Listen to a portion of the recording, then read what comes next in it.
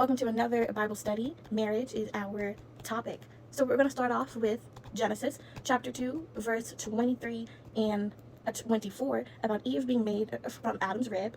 The woman is supposed to be the helper of the husband, and the man should leave his mother and father and become one flesh with his wife.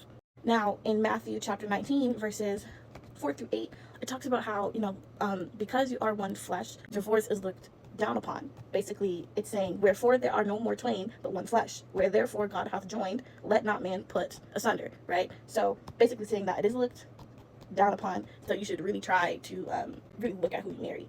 Basically saying even if you remarry, it is considered cheating, adultery within the Bible. Okay, and so next we have Ephesians chapter 5, verses 21 through 26. It talks about it's basically advice to the wives and the husbands. So basically saying you should submit yourself to one another in the fear of God. Wives, submit yourselves unto your own husbands as unto the Lord. For the husband is the head of the wife, even as Jesus is the head of the church, and he's the savior of the body. Therefore, as the church is subject unto Jesus or Christ, so let the wives be to their own husbands in everything. Husbands, love your wives, even as Jesus also loved the church and gave himself for it, that he may sanctify and cleanse it with the washing of water by the word. Also later in here, down in verses 28, he says that men should love their wives as their own bodies. He that loveth his wife love himself. You know what I'm saying? So you should, you'll know when you have a biblical man if he's really loving, really caring.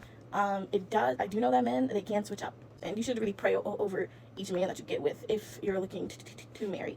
And lastly, we have Hebrews chapter 13, verse number 4. Marriage is honorable in all, in a bed undefiled, but whoremongers and adulterers God will judge. So basically, he honors marriage. So basically, what I got from reading all of these and studying them is that biblical men are leaders. If your man is not a leader, no, that's not good. Also, if you cannot submit to your leader, that's also not good, girl. I know it's hard to relinquish that to a man. Like, for example, with me, right? I'm in a relationship. My man is a leader. I feel like he's a natural leader, but I like to have control. I even struggle with that with God, right? I hope that this was helpful, and we'll be back on the next episode of The Pink Christian.